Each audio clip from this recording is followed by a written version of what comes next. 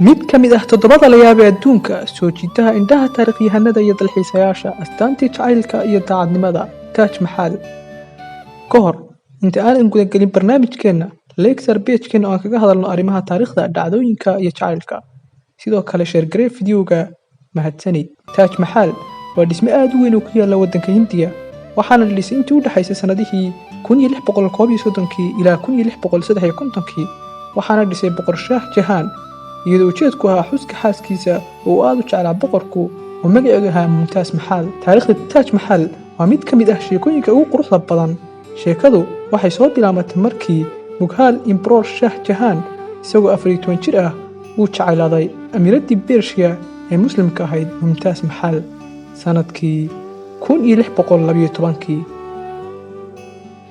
5 sano kadib kulankoodii ugu horreeyay, Shah Jahan wuxuu guursaday Mumtaz Mahal. Taj Mahal wuxuu astaan u yahay jacaylka, waxaana lagu tilmaamaa astaan jacayl iyo daacadnimo, sababtoo ah waxa loo dhisay sabab jacayl.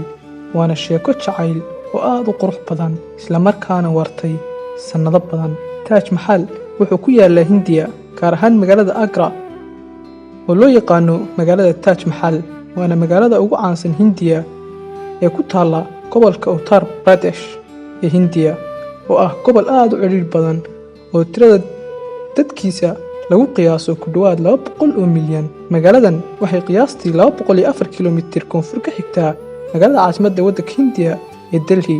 Qaabka dhismaha waa mid ka mid ah dhismooyinka ugu quruxda badan adduunka.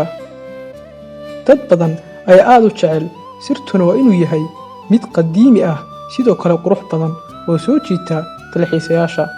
farshaxanka Taj Mahal ee qaab dhismeedkiisa waxaa iska kaashaday ilbaxnimada Mongolian, Islaamka iyo sidoo kale ilbaxnimadii Hunuudda. Muhiimadda dalxiiska goobta Taj Mahal waxaa loo tixgeliyay inay tahay mid ka mid ah goobaha dalxiis ee ugu badan adduunka ee dadku booqdaan, maadaama ay goobtu qaabisho malaayiin dalxiisayaal ah sanad walba.